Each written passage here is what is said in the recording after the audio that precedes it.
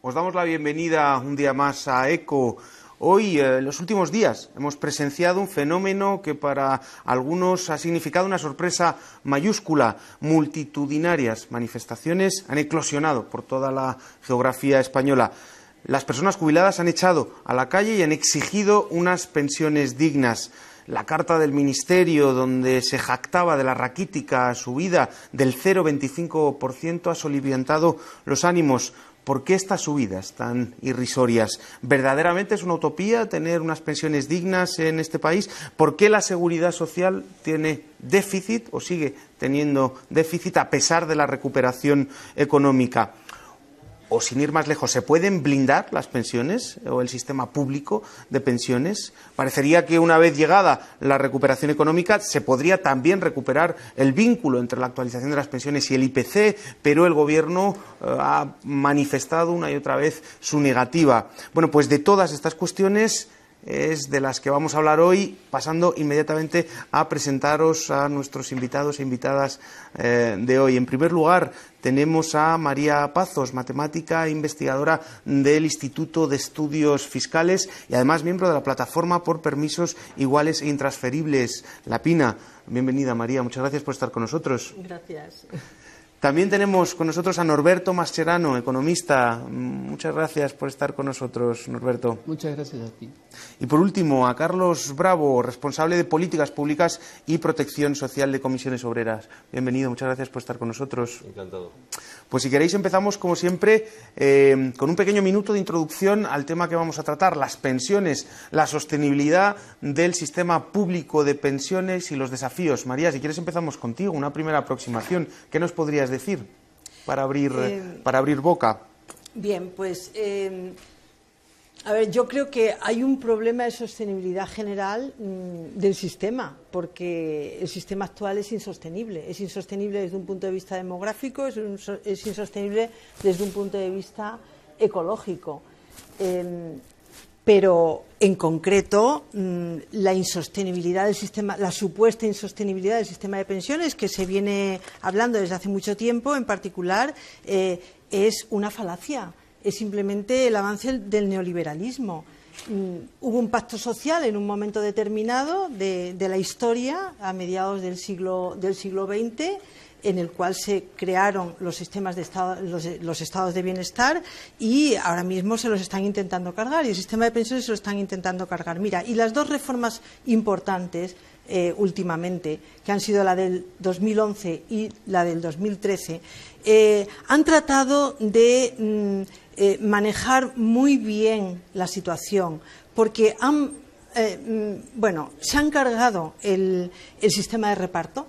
El factor de sostenibilidad se carga el sistema de reparto y entonces pasa a que ya no va a ser las pensiones ya no van a depender de las contribuciones, sino ya no van a depender no van a ser prestaciones definidas, sino contribuciones definidas, pero las prestaciones ya veremos dependiendo de un montón de cosas. Esto es precisamente cargarse esa pata fundamental del pacto social, pero claro, manejan mucho, ahora podremos hablar cómo han manejado a la opinión pública para precisamente poder llevar la reforma. Pero luego también hay otra cuestión, la del 2011, que se ha hablado menos. Hay una cuestión muy importante que es la penalización de las lagunas de cotización, que esto afecta fundamentalmente a las mujeres y que es algo que está dejando fuera del sistema a la inmensa mayoría. Muchas gracias, María. Has dejado en la mesa un montón de temas y dos de las últimas reformas. Vamos con Carlos, si te parece, un primer minuto de aproximación al tema y quizá ya a lo mejor incluso entrando en el debate. Bueno, algún motivo para entrar en el debate hay, ¿no? Pero vamos a ver, la sostenibilidad del sistema es un asunto de opciones, como siempre, de opciones y de prioridades políticas. El sistema de pensiones es sostenible, lo que no significa que no haya que adoptar medidas para garantizar su financiación.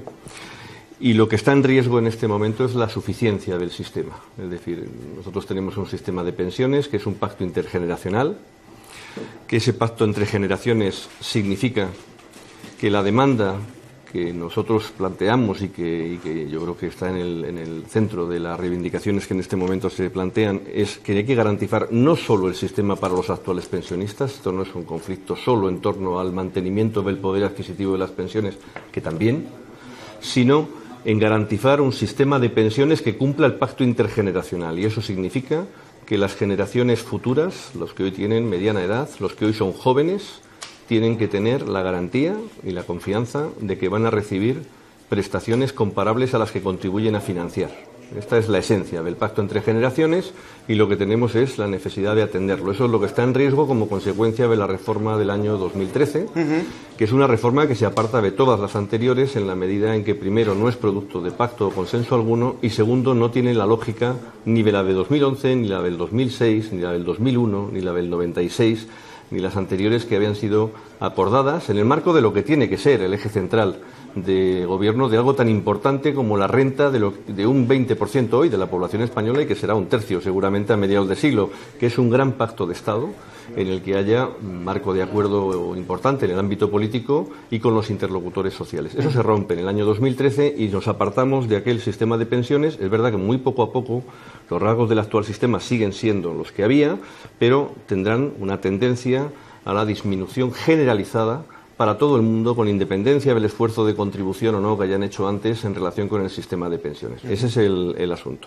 Luego se atribuyen muchas bondades o maldades a muchas cosas que no siempre tienen el mismo rigor, pero en fin, por ejemplo, de lagunas de cotización y el 2011 podríamos hablar, porque el 2011 mejora el sistema de tratamiento de lagunas que existía previamente. Y, por tanto, las lagunas de cotización después de la reforma de pensiones del 11 estaban mucho mejor tratadas que nunca en la historia de España. Lo que pasa es que en el año 2013 las lagunas de cotización son objeto de una reforma por parte del Partido Popular junto con el factor de sostenibilidad en la reunión de pensiones, donde vamos al peor sistema de relleno de lagunas, que es el que tenemos ahora. Pero hay una cierta confusión permanente entre el 13 y el 11 que, bueno, si podemos aclarar alguna cosa, pues algo ayudaremos. Pues perfecto, sí, yo porque... El 11, las lagunas de cotización, en vez de pasarlas todas al mínimo, pasa unas a la mitad del mínimo, otras... Eso lo hace el 2011. Déjame, María, que pasemos al minuto de intervención de Norberto y entramos enseguida con las lagunas de cotización, porque yo creo que es un tema que podemos, como habéis dicho, aclarar ciertas lagunas en el conocimiento que tenemos de la reforma del 2011 y 2013. Norberto, una primera aproximación, ese minuto. Sí, más de un minuto me voy a tomar. Resulta que se han planteado cosas como las pensiones dignas, se ha entrado un poquito en debate sobre la reforma del 2011 y 2013. En general, yo estoy de acuerdo con lo que ha mencionado el compañero de Comisiones Obreras, pero tengo que centrar la atención como economista un poco en los números. Hay un déficit de la Seguridad Social este año, 2017, de 18.756 millones de euros. Es superior en 200 millones al del 2016 y representa el 1.61% del Producto Interior Bruto. El 1,61% del Producto Interior Bruto es casi el 52% del déficit total de la economía española. Si seguimos en este camino y el déficit previsto para la economía española en el 2018 es del 2.2 referente al PIB, nos vamos a encontrar que la situación de la economía social va a representar alrededor del 70% del déficit global de la economía española, referida siempre al PIB. En virtud de eso, concuerdo también que hay que tomar urgentes medidas dirigidas a encaminar este problema. Y respecto de eso, yo tengo una opinión que a veces no concuerda con la mayoría de la gente, es que tenemos la necesidad de buscar por qué estamos en esta situación. Entonces, para saber por qué estamos en esta situación, nos tenemos que remontar al año 2011, donde teníamos un fondo de reserva de 66.815 millones de euros, teníamos cotizaciones por valor de 105.311 millones de euros y teníamos una cantidad de afiliados ocupados a la Seguridad Social de 17.433.000 euros. Comparando la evolución de esos tres numeritos, vamos a sacar importantes conclusiones, pero eso más adelante. Perfecto. Pues si queréis, empecemos el debate, o ya lo habían empezado, incluso no lo estabais viendo, pero por detrás de la cámara se está produciendo un debate con respecto de las lagunas de cotización y las reformas de 2011-2013. Si queréis, empezamos por ahí. Vale. Yo, si me permitís, lo explico. Es que porque no vamos a tener discrepancia en el resultado final. Yo lo que intento es aclarar las atribuciones míticas, y eso es lo que me parece que conviene precisarlo. El sistema de integración de lagunas, primero expliquemos qué es. Integrar lagunas significa que cuando alguien se jubila, se le calcula su pensión con un periodo de cálculo, con las cotizaciones de una serie de años previos. En este año está en 21 o 25, lo que sea más favorable para la persona. Claro, puede que no estén cotizados todos esos 21 años últimos. Cuando no hay cotización, decimos que hay una laguna de cotización. ¿Y qué le pasa a las lagunas de cotización? Bueno, pues en los últimos años han tenido tres situaciones distintas. Antes de la reforma del año 2011, las lagunas de cotización se integraban por la base mínima. Es decir, se le consideraba, si te faltaba un mes de cotización, como si hubieras cotizado por la base mínima.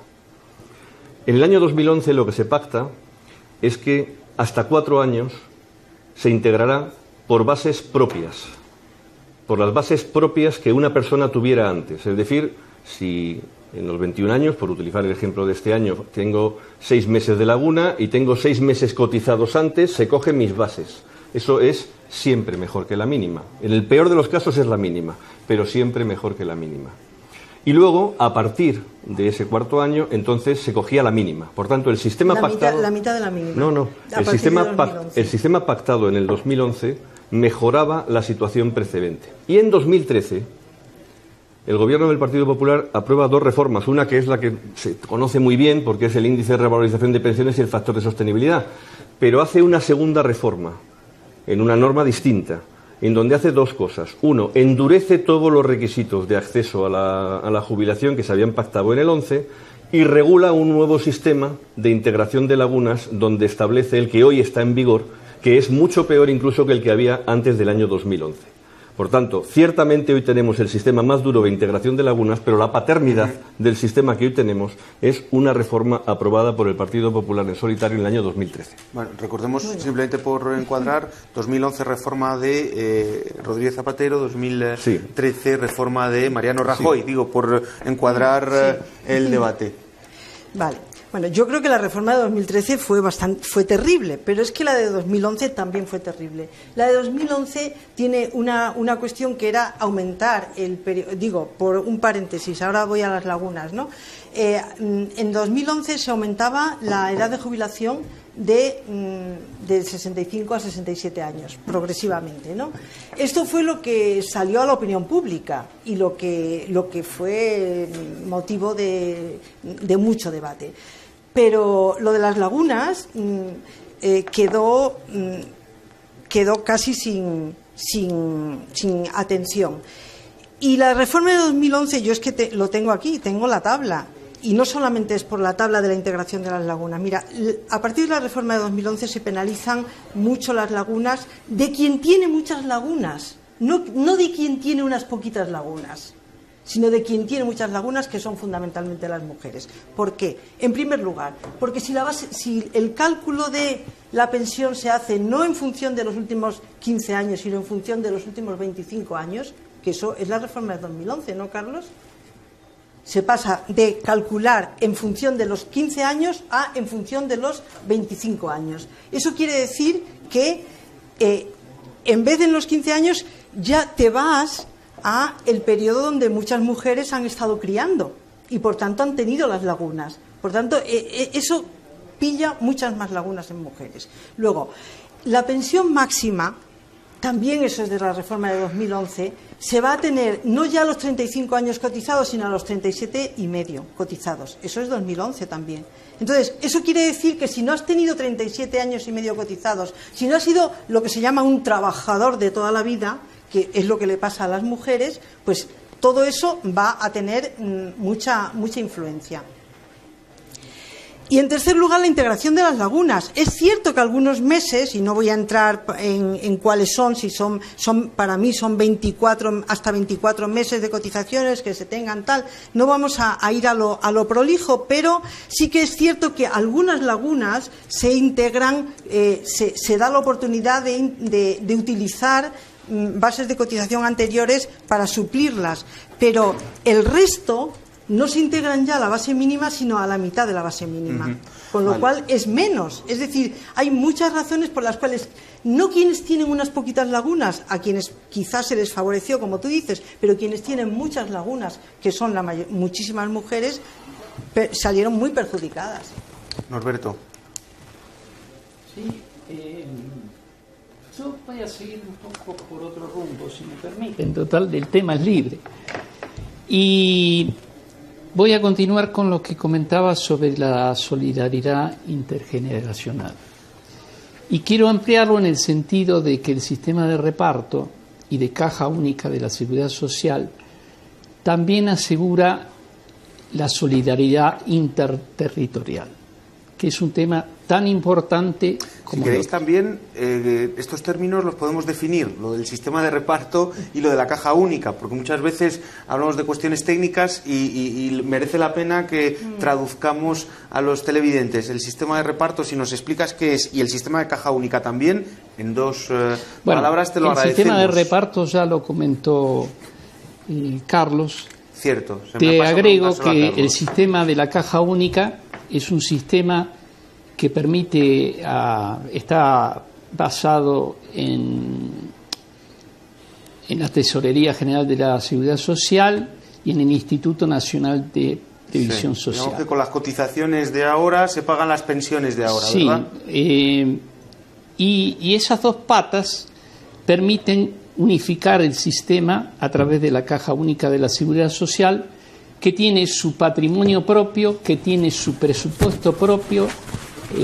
El punto 60 de los presupuestos generales del Estado, separado del Ministerio de Empleo y Seguridad Social. Claro, eso es que es un sistema de reparto, ¿verdad? Entonces, a lo que iba y lo que me interesaba, la seguridad en el sistema interterritorial, lo que asegura que cualquiera sea la situación de una comunidad, y aunque esté pasando situaciones complicadas por cierre de fábricas, por reconversiones, etcétera, etcétera, toda la gente de esa comunidad tiene asegurada tanto la contributividad como la prestación de las prestaciones sociales correspondientes. Y esto es muy importante porque hay un dato que ha sucedido en el año 2017 en las negociaciones entre el PNV y Rajoy. El PNV exigía dos temas. Uno, el acercamiento de los presos, y dos, el control económico de la Caja de la Seguridad Social que corresponde al País Vasco. En el País Vasco, la media de salarios es superior en un 28% a la media del país. Y a su vez el paro es del 12,5%. En virtud de eso, haberse quedado con la caja vasca de la Seguridad Social hubiera representado un impacto para la caja única y a su vez hubiera favorecido al País Vasco en el sentido de alguien que dispone puede prestar mejores prestaciones y a su vez puede atraer empresas a través de un sistema de rebajar las cotizaciones sociales en ese sentido. Ya. Por eso, insisto, la importancia del tema territorial. Carlos, estábamos hablando, claro, todos ponéis encima de la mesa diferentes cuestiones, entre otras cosas, 2011-2013, también por explicar cuál es la importancia del debate, ¿no?, de la reforma de 2011-2013, quizá porque para imaginarnos las vías de mejora de las que vamos a hablar al final, merece la pena averiguar cuál es el origen, ¿no?, o cuáles las cuestiones que debíamos modificar. Y entonces estamos identificando en esas reformas de 2011 y 2013 los elementos pues que deberían pues ponerse encima de la mesa para poder mejorar. Entonces, digo, por encuadrar un poquito dónde estamos y por qué este debate entre 2011 y 2013. Bueno, si me permites un comentario a lo que planteaba Norberto, que comparto. No sería un buen negocio tampoco para el País Vasco la segregación. Lo que pasa es que ahí hay un problema de fuero y de huevo, ¿no? Y entonces es verdad que la reivindicación nacionalista en este caso es la de reclamar la competencia en materia de seguridad social, a la que nosotros no compartimos, estamos en desacuerdo completamente, pero las pensiones en el País Vasco también son deficitarias. El mismo déficit que hay, allí existe también. ¿Por qué? Porque como los salarios son más altos, como bien indicaba Norberto, las pensiones también son más altas en media en el País Vasco y por tanto también hay un déficit entre ingresos y gastos. Pero bueno, ahí insisto que comparto la opinión y por tanto no hay ningún elemento de polémica. A ver, podemos ir medida a medida. En ese caso vamos a discutir mucho del 2011 y no vamos a discutir nada de la ruptura del Pacto de Toledo que hace el Gobierno en 2013, que a mí me parece que es lo que podemos compartir todos. Yo lo que me gustaría en todo caso es hacer una caracterización. El sistema de pensiones estaba en una situación de déficit comparable al actual a mediados de los 90. Ya entonces teníamos el debate sobre si era viable o no era viable, sobre si estaba quebrado el sistema o no. Lo primero que hay que decir es que el sistema de pensiones no está quebrado ni puede estarlo, porque está garantizado por el Estado. Esto es lo primero que hay que dejar claro. En segundo lugar, tuvimos déficit y lo teníamos en el 95, hubo una ofensiva tremenda contra el sistema de pensiones. En aquel momento se nos presentaba alguna iniciativa por parte de un exministro chileno que venía a explicarnos las bondades de los sistemas de capitalización para todo el mundo, que han demostrado en propio Chile que son un verdadero fracaso. Y se tomaron decisiones. La principal fue la de que pactábamos los empresarios, los sindicatos, trabajadores y empresas principales financiadores del sistema y la mayoría política, gobiernos y oposiciones en diferentes ámbitos, en un gran pacto de Estado, lo que había que hacer en el futuro sobre el sistema de pensiones. Eso ha ocurrido entre el 95 y el 2011, con 4 acuerdos, que tienen todos la misma lógica: actuar sobre los ingresos del sistema reforzándolos, las actuaciones en relación con el gasto siempre incrementando la contributividad, es decir, fomentando que la gente cotice más, y modificando los comportamientos de cotización inadecuados, es decir, el que se pueda planificar o utilizar de una manera más o menos estratégica el sistema de pensiones. Claro, se han firmado 4 acuerdos, algunos en los momentos más duros serán acuerdos más de ajuste y otros en los momentos más dulces serán acuerdos de más avance, pero todos con ese mismo equilibrio. Eso se rompe en 2013, como consecuencia del rescate a la economía española, como consecuencia del rescate a España a través del sector financiero. Se introduce una reforma, que es la del 13, que se hace sin consenso con nadie, ni político ni social, con el rechazo de todo el mundo, y que nos lleva a un sistema de pensiones distinto. Poco a poco, paulatinamente, pero distinto. Y nos llevará a mediados de siglo a un sistema que, según la propia Comisión Europea, en lugar de dar a los pensionistas de nuestro país un 78% del último salario, que es la media actual, nos dará a mediados de siglo, por tanto, para las generaciones futuras, un 48% del último salario. Eso es una reforma que cambia el sistema, que nos lleva a otro sitio, un modelo más anglosajón de lo que llamamos una pensión zócalo o mínima, en donde todo el mundo se estrechará en la mínima y el resto, el que pueda, que se busque la vida. Ese es el elemento central, mollar, que además creo que nos une a todo el mundo y que creo que es el debate que en este momento hay que dar. Hay que romper con aquella reforma. Hay que volver a la senda del Pacto de Toledo y en la medida en que seamos capaces de construir sistema tributario, sin mercado de trabajo, un modelo productivo y unos elementos de igualdad y de equidad dentro del sistema de seguridad social, podremos tener el sistema que teníamos de manera reconocible para distintas generaciones. Creo que ese es el elemento central del debate. Pero bueno, si queremos ir por el otro debate, también estoy dispuesto a él y en ese caso hablaríamos de si se ha retrasado la edad a 67, 65, 67, cosa peculiar en España en relación con todo el mundo. El efecto de pasar de 15 a 25, que es beneficioso para mucha gente, y podemos explicar para quién y para quién no, etcétera. Podemos hablarlo perfectamente porque se puede medir muy bien. Pero una cosa son las reformas que han actuado dentro del sistema, que se pueden compartir o no. Yo no tengo ahí podemos discutir lo que queramos. Y otra cosa es intentar que las reformas entre el 95 y el 11 y la del 13 tienen algo que ver, porque no tienen nada que ver. No tienen nada que ver. A mí sí me gustaría, eso sí, poner encima de la mesa algunas de las reivindicaciones que decíamos que las movilizaciones de los pensionistas y las pensionistas están poniendo encima de la mesa ahora con multitudinarias manifestaciones. Entre otras cosas, el vínculo o volver al vínculo de IPC, actualización del IPC con, la actualización de las pensiones al IPC. ¿Qué problema hay con esto? ¿Es imposible realizarlo? ¿Ahondaría la insostenibilidad económica del sistema de pensiones, María? ¿No se puede hacer? Por supuesto que se puede hacer, es que se tiene que hacer, pero vamos a ver, si es que ya es una cuestión elemental. ¿Cómo se puede decir que es insostenible el sistema de pensiones y que por eso hay que rebajarlas y no se puede subir el IPC, ir escatimando? Si resulta que están haciendo reformas fiscales, la última de las cuales, según el Gobierno, nos está costando 4.500 millones de euros al año. O sea, ¿cómo que no hay dinero? Pero vamos a ver, si no hay dinero y nos lo devuelven, ¿quién se lo ha pedido? ¿Quién les ha dicho que rebajen los impuestos? 4.000 millones, eso es lo, y costaba actualizarlo alrededor de 2.000 millones. Claro. Es decir, este año costaría más o menos alrededor de 2.000 años actualizarla. El IPC supone perder 2.000 millones de recaudación. La reforma del 15 ha supuesto perder ya 12.500 millones de recaudación. O sea, están bajando generalizadamente los impuestos. Bueno, eso es lo que dicen generalizadamente, pero sobre todo están bajando más a las rentas altas. Porque eso es lo que esconden. El caramelo que nos dan es que a todo el mundo nos van a poner unos euros en los bolsillos. Pero lo que están haciendo es cargarse el sistema. O sea, el sistema, por supuesto, es sostenible y, por supuesto, que hay que mejorarlo. Y yo, cuando se habla de la contributividad, yo creo que el sistema tiene que ser contributivo.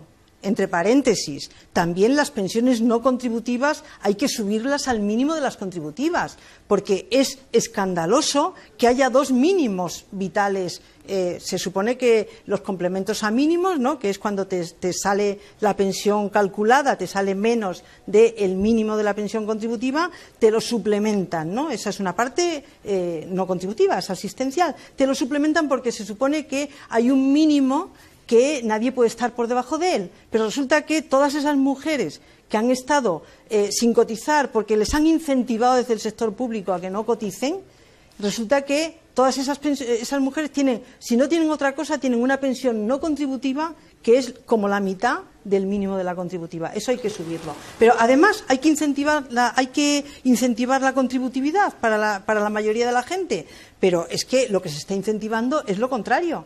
Porque las mujeres, que somos un 45%, bueno, ya un 47% de la población activa, que está en el mercado de trabajo, resulta que tenemos un montón de incentivos para retirarnos. En cuanto hay alguien a quien cuidar, hay un montón de incentivos para que nos retiremos. Por tanto, hay un montón de incentivos para que tengamos esas lagunas que cada vez se penalizan más y no quieren que contribuyamos, pues están ahí, tienen un montón de gente que no le están incentivando a contribuir, sino a todo lo contrario. Para incrementar la tasa de actividad, ese es un gran problema, claro, ese es un gran problema. Y si todas las mujeres estuvieran integradas en el empleo, resulta que tendríamos muchísima más gente trabajando, muchísima más gente cotizando, muchísima más gente pagando impuestos, muchísimo más dinero para hacer un buen sistema de bienestar, de servicios públicos, etcétera, y la economía daría un grandísimo salto adelante. Entonces, a ver, es que se dice incentivar la contributividad, pero es mentira, o sea, todo lo que dicen es mentira. En la realidad es sí, pero con muchísimas restricciones, y esas restricciones son mantener el sistema actual. Norberto, decía el gobernador del Banco de España que los jubilados disfrutan de una posición relativamente mejor porque tienen una vivienda, ¿no? Tienen la posesión de una vivienda, pero por otro lado resulta que casi el 50% de los pensionistas tienen una pensión inferior a los 700, 750 euros, ¿no? ¿Cómo se conjuga esa paradoja? Bueno, lo primero que fue fue difícil encontrar eso del 46% que dice, es la suma de pensiones contributivas menores al salario mínimo más las no contributivas, relacionada con la suma de las dos. Eso da el 46%. Es un artículo de Infolibre y ya le digo que me costó trabajo encontrarlo. Pero yendo al tema concreto, a mí me parece que en primera instancia uno desdeña el comentario, ¿no? Dice, mire lo que ha dicho este señor, etcétera, etcétera. Pero si profundiza, el comentario es muy inteligente y tiene mucha maldad. ¿Por qué? Porque hay organismos internacionales que miden los índices de pobreza incorporando el tema de la vivienda como un valor en especie. En función de eso, si uno incorpora el valor de la vivienda como un valor en especie, el índice de pobreza baja a la mitad. Y esa es la intención última del gobernador del Banco de España. Sin embargo, él se equivoca luego cuando habla de que la gente, mejor dicho, lo dice intencionalmente y eso produce la reacción en que la gente se ha dedicado a comprar casas en lugar de invertir en planes de pensiones. Entonces eso sumado a los comentarios de Celia Villalobos de los 2 euros, a los comentarios de Rajoy cuando habla de que hay que ahorrar en esa Pensando forma. a lo mejor en la pensión del gobernador del Banco de España, ¿no? Que a lo mejor tiene cierta diferencia y claro, no entra dentro de ese 46% de los jubilados. Claro, todo eso produce una reacción popular hacia los comentarios del señor Linde de indignación. Pero ya le digo cuál es el objetivo. Es juntar las retribuciones dinerarias con las retribuciones en especie, hacer una gran pelota y decir no le va tan mal a esta gente. Sí, no, por complementar lo que plantea Norberto, que lo comparto y además tiene un elemento adicional, porque el gobernador del Banco de España ahí incorpora una propuesta adicional que creo que conviene resaltar, y es la de que se puede actuar sobre el sistema público de pensiones disminuyendo sus coberturas. Él cree que no queda más remedio que hacerlo, pero establece como mecanismo compensador lo que el fomento de la hipoteca inversa. ¿Qué es la hipoteca inversa? Pues que esas personas que tienen casa lo que tienen que hacer es financiar el resto de su vida con una hipoteca sobre su casa, de manera que cuando finalice esa casa pues no pase a sus hijos o a quien sea, ¿no?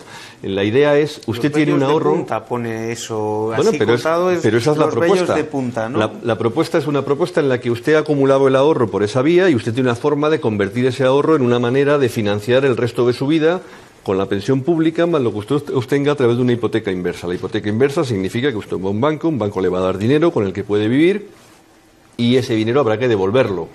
Si usted fallece, pues sus herederos recibirán... Al final es un fondo privado de pensiones, lo que pasa que es cristalizado en el ahorro de una vivienda que es la que adquieres. Lo puedes tener en un fondo.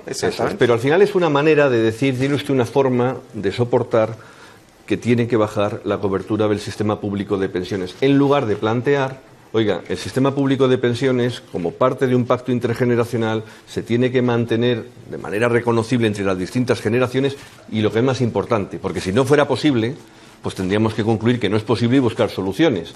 Pero la cuestión es optar por que este país tenga una capacidad de dedicar una parte de su riqueza a financiar el sistema público de pensiones, que hoy es menos del 11%, y que lo que necesitamos es entre 14 y 15% a mediados de siglo, que es una cifra que este país y su economía puede perfectamente soportar.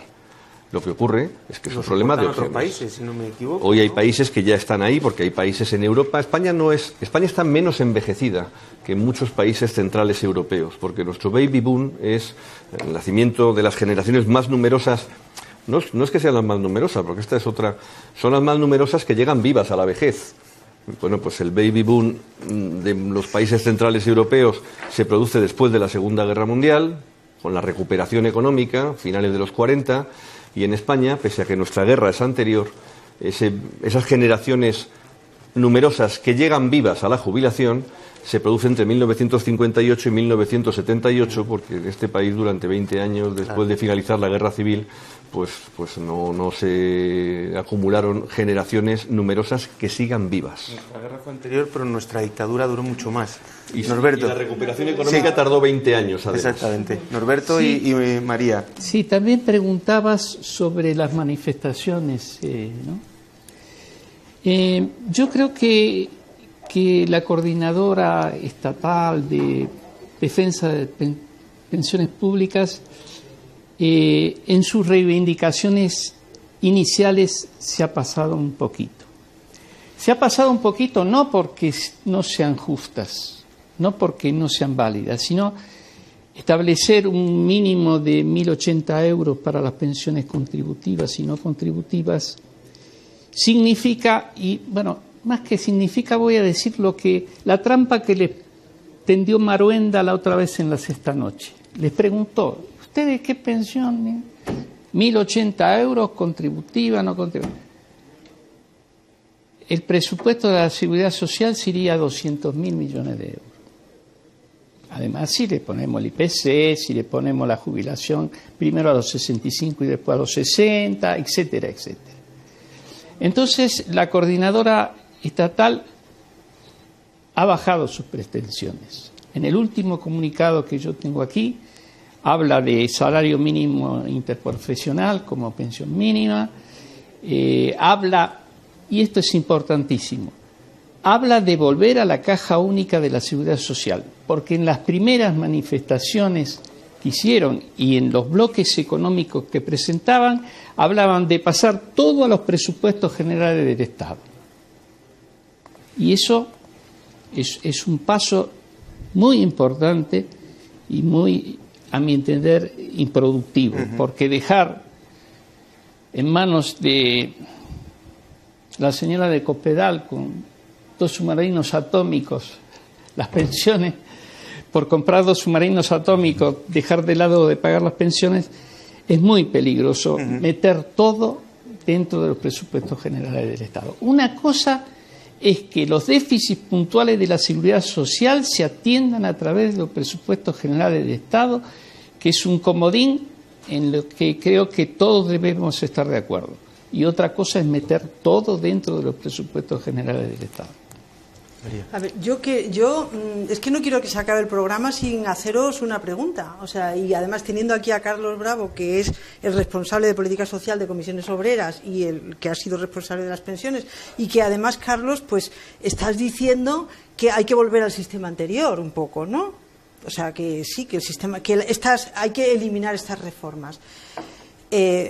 La reforma del 2013. Lo que hay que hacer es quitar la reforma del 2013, entonces estaremos en el sistema que teníamos antes. Bueno, pues mira, lo que te quiero preguntar de verdad, de todo corazón, ahora mismo, como consecuencia, por tanto, del sistema que hemos traído, porque el efecto en las pensiones es a largo plazo, entonces, como consecuencia del sistema anterior a la reforma del 2013, porque más o menos en el 2013 lo había medido otra vez y es más o menos la misma cifra, hay un 73% de las mujeres mayores de 65 años, o sea, con 65 años o más, un 73% están fuera del sistema de pensiones contributivas.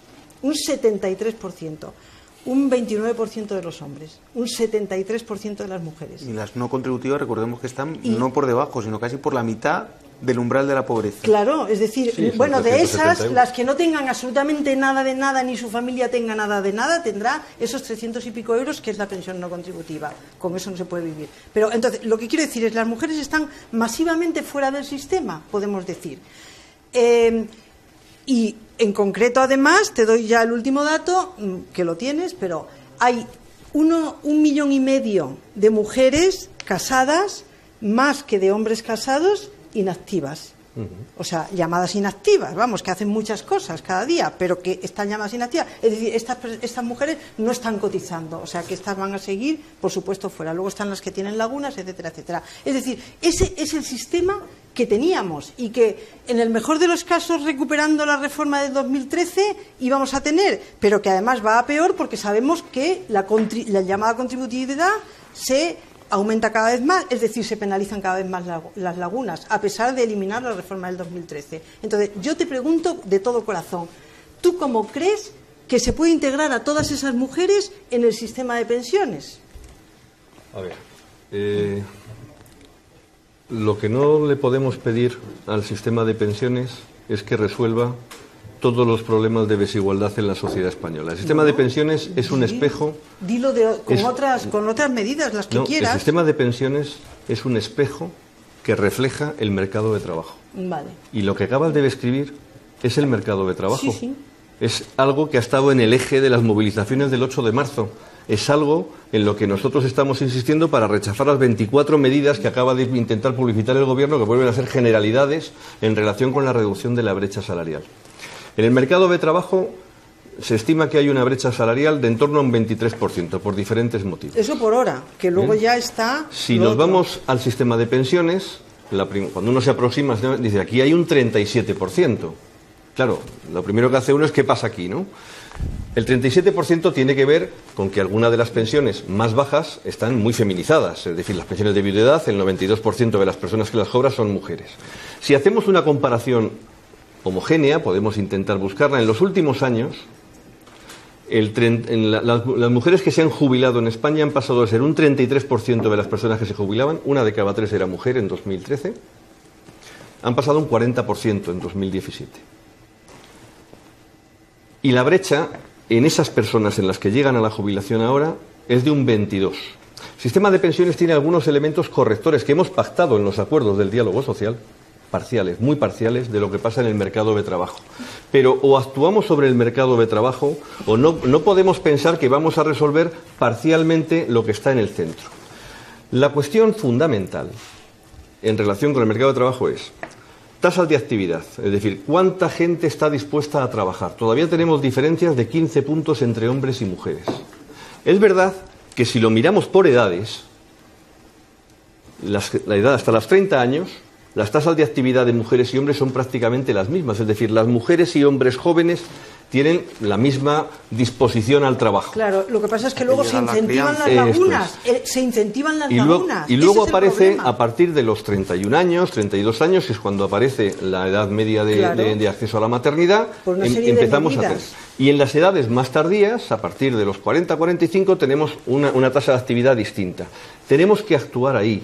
Tenemos que actuar ahí porque, como muy bien decías, tenemos que mejorar la contributividad, pero la contributividad se mejora con más gente trabajando, con una mayor incorporación, que hemos progresado en los últimos años, pero queda muchísimo camino por recorrer de la mujer al mercado de trabajo, pero en condiciones de igualdad. En el sistema de pensiones hemos introducido medidas muy parciales, María, yo ahí no voy pero algunas medidas que corrigen un poco la brecha. No corrigen nada, mira, no corrigen nada. Déjame que te diga cuáles son. Es que te puedo dar las cifras las de lo medidas que existen en el sistema de pensiones. Ya sé cuáles son. Las de reconocer periodos cotizados sin que haya habido trabajo.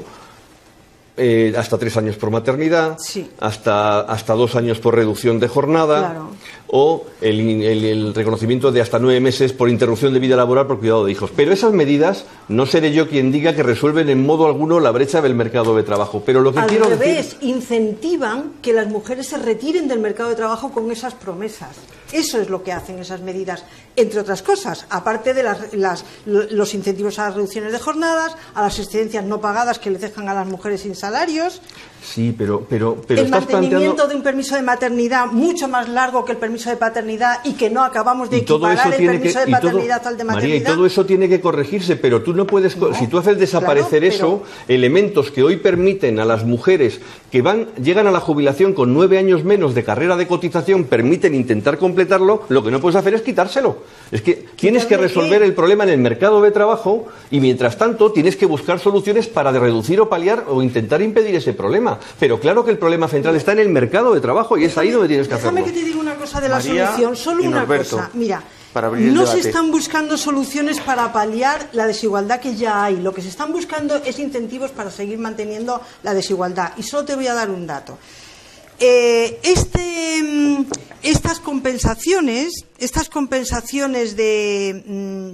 o sea, hay 2 compensaciones, como has dicho. La que se llama por aportación demográfica, que fíjate que se llama por aportación demográfica, que de verdad... demográfica, creo que la llama el Sí, gobierno cuando por aportación demográfica lo llamó. Bueno, que es solamente para, o sea, que es un 5% a las más de la pensión a las mujeres que tienen 2 hijos, un 10% más a las que tienen 3 hijos, un 15% más a las que tienen 4 o más hijos. Fíjate, se le complementa un poquito, pero 2 cosas. Primero, el Gobierno calculó que a largo plazo se va a gastar anualmente en esas compensaciones, porque empezó menos, pero luego madurarán, 1.163 millones de euros.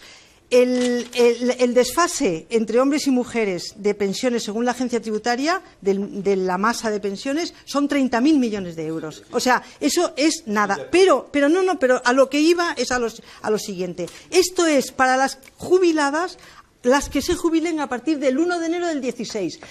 O sea, ¿por qué no se lo dan a las que ya están jubiladas? ¿Por qué no? ¿Por qué es hacia futuro y no hacia pasado? Porque es un incentivo. Bueno, y luego lo de los bonos. Perdona, yo no he mencionado esa medida porque esa medida la aprueba el Gobierno actual y es una medida que tiene esas características que dices. Mira, se han gastado el año pasado en esa medida en torno a 300 millones de euros. ¿Tú sabes cuál es la principal medida de corrección de brecha de género, muy parcial, que existe? Los complementos a mínimos, donde se han dedicado 4.000 millones y que las perceptoras son fundamentalmente mujeres. Pero insisto, el sistema de pensiones puede... Sí, pero el sistema de pensiones puede corregir parcialmente, pero el problema lo tenemos en la diferenciación, en el comportamiento en el empleo y en la sociedad. Ya, pero ¿qué se va a hacer para que realmente las mujeres puedan tener sus cotizaciones y luego tener sus pensiones? ¿Qué propone Comisiones Obreras? Te pregunto de todo corazón. Déjame que le pase la palabra a Norberto. Te enviaré un documento que se ha publicado hoy bastante completo al respecto. Porque además, está en la página web. Después de las propuestas de comisiones, que además es cierto que no nos queda mucho tiempo para tratarlas, pero sí es cierto que podríamos establecer o dar una imagen de cuáles son las promesas que ha establecido el Gobierno en los presupuestos generales del Estado, entre otras cosas, pues que son parte de las negociaciones que el Gobierno está utilizando para que se le apoyen estos presupuestos generales del Estado, ¿no? Norberto, ¿qué te parecen a ti frente a las propuestas que están debatiendo los compañeros, las propuestas que genera el Gobierno para los pensionistas en estos presupuestos generales del Estado? Porque incluyen en buena parte subida de las pensiones mínimas, subida de las pensiones de viudedad, incluyen un incremento, en fin, ¿qué te parece toda esta panoplia de propuestas? Bueno, la verdad que esta panoplia de propuestas me parece indignante. El Gobierno, además de excluir a la gran cantidad de pensionistas del ajuste del IPC real del año 2017, quiere arreglar con 1.000 millones de euros, con menos de 1/10 del Producto Interior Bruto, quiere arreglar el tema y el factor de sostenibilidad sigue vigente. El índice de variación de precios sigue vigente para el año 2018. Lo usa como medida de negociación con otros partidos políticos. Y ya le digo, con una cantidad ínfima. Realmente, yo lo que me alegro es que la Coordinadora Estatal de Pensionistas haya rechazado estas medidas y entiendo que en la reunión que han tenido recientemente Comisiones Obreras, UGT y USO, también la rechazan. Pero así, referente a ese tema, yo quería agregar otra cosa antes de entrar en las medidas, pero si quieren seguir hablando de este tema, adelante. Sí, yo sobre esto, vamos a ver, el Gobierno hace 2 cosas en el proyecto de ley de presupuestos. Lo primero que hay que decir, lo digo por poner en valor también las cosas que se han hecho, el Gobierno reacciona ante las movilizaciones. Y por tanto, conviene que lo pongamos en valor. Ha habido movilizaciones muy importantes. Lo cual significa que las movilizaciones funcionan. Sirven, claro. Bien. Llevamos muchos meses, y las movilizaciones tienen una dinámica creciente y eso hace reaccionar al Gobierno. ¿Qué ocurre? Que el Gobierno reacciona intentando parar el golpe y lo hace con una estrategia doble. La primera, dividir el colectivo.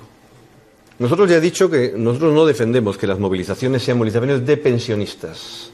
Las movilizaciones son movilizaciones ciudadanas, donde los pensionistas y las pensionistas, claro, defienden su renta, pero donde estamos defendiendo un sistema de pensiones reconocible para futuras generaciones. Por tanto, quien cotiza al sistema, quien tributa y quien espera tener pensiones futuras, está tan llamado a las movilizaciones como la población pensionista. Es cierto que lo que dices es importante, pero es manifiesto sí. su falta de presencia por parte de estas generaciones que son las que van a sufrir. Bueno, yo creo que han tenido en las últimas manifestaciones había una presencia muy grande de personas mayores, pero había una presencia muy grande de gente que todavía estaba en activo, ¿eh? Sí, es cierto. Y por Cuando tanto, es sábado es cierto que hay más. Bien, sí, y yo espero que en la próxima convocatoria para este domingo, el día 15, haya gente de todas las edades, porque es lo que hay que hacer. Pero el gobierno decía, intenta dividir. ¿Cómo intenta dividir? Dice, voy a subir las pensiones mínimas, 2.400.000. Voy a subir las no contributivas, un 3%, medio millón más. Voy a subir las pensiones de viudedad del 52 al 54%, eso es una subida del 3 y pico por ciento. Pero ojo, no todas, solo las de las personas mayores de 65 años que no tengan otra renta. Eso es algo en torno a medio millón y de esas algunas están en mínimas. Y luego empieza a decir, y voy a subirle el 1,5 a las de hasta 700, que son 1,5 millones. Y voy a subir hasta el 1 a las de hasta 860, que esas son 800.000. Claro, al final voy a reducir los impuestos también, ¿no? Sí, pero en los impuestos hay otra. Termino con esto. Sí. Al final el gobierno dice, voy a subir las pensiones de manera que supere la previsión de inflación a un entorno de 3 millones y pico de pensionistas. Esto es un tercio de los pensionistas. Le voy a subir la pensión en torno al 1,5% de la pensión, siempre que me aprueben los presupuestos, porque si no se aprueban los presupuestos no hay nada, a 1,5 millones de personas. Esto es mantener el poder adquisitivo si la inflación acaba en el 1,6. Le voy a subir por debajo de la inflación a casi otro millón de personas, porque el 1% es por debajo de la inflación. Y a otros casi 4 millones los voy a dejar al 0,25. Eso es lo que hace el gobierno. Y eso solo para este año, porque el 1 de enero del 2019 todo el mundo está al 0,25 otra vez. Por tanto, divide, a ver si pongo un señuelo y lo resolvemos. Bueno, nosotros creo que nadie ha caído en esa trampa y por tanto todo el mundo caracteriza eso. Y la bajada de impuestos tiene otra peculiaridad. Perder 2.000 millones de recaudación rápidamente, Norberto, y continuamos. No, termino. Sí. Los 2.000 millones de pérdida de recaudación, es verdad que en este caso se concentra en las rentas por debajo de 18.000 euros, no solo de pensionistas, sino del conjunto de la población. Pero claro, es que esos 2.000 millones significa ahondar el problema que tiene este país de falta de capacidad en políticas públicas para atender servicios sociales básicos, para atender mecanismos de protección social y para hacer inversión pública y políticas públicas.